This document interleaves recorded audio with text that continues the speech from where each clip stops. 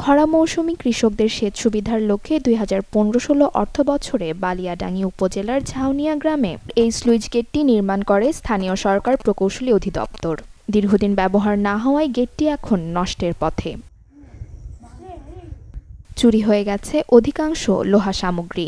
সংযোগ সড়ক না থাকায় স্লুইস গেটের উপর নির্মিত ব্রিজটিও চলাচলের জন্য ব্যবহার করতে পারছে না এলাকাবাসী। তাই নির্জন এই গেটে নিয়মিত আসর জমে মাদক সেবীদের। এই অঞ্চলের জমিতে ডিপ টিউবওয়েল ও শ্যালো মেশিন দিয়ে সেচ কাজ চালান কৃষকরা।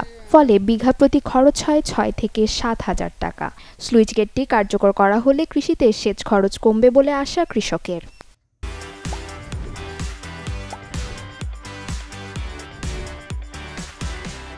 ব্রিজটা কাজ হয় নাই, আবার রাস্তা ভাঙে গেছে, এইভাবে সংযোগ সড়ক নাই। সুইচ গেট তৈরি করে ৫-৭ বছর হয়ে গেছে। সুইচ গেটে পানি দিয়ে আমাদের শেষ কাজে লাগতেছে না কোনো।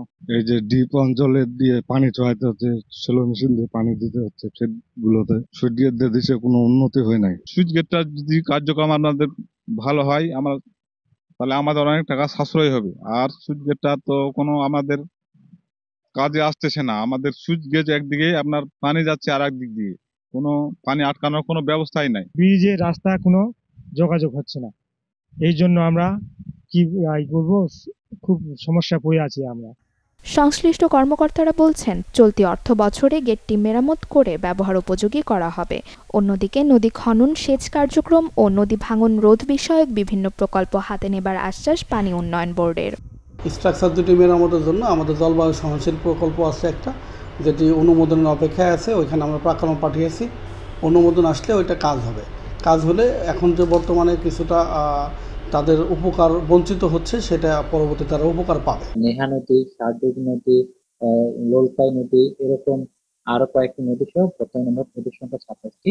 এই নদীগুলো নিয়ে আমাদের ইতিপূর্বে উন্নয়নমূলক কার্যক্রম গ্রহণ করা হয়নি।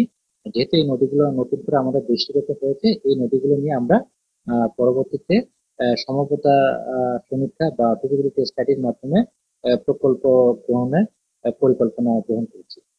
২,৩০,০০০ টাকা ব্যয়ে গেটটি নির্মাণ করা হয়। কৃষকদের জন্য দ্রুত কার্যকরী হয়ে উঠবে প্রকল্পটি, এমনটাই প্রত্যাশা সবার।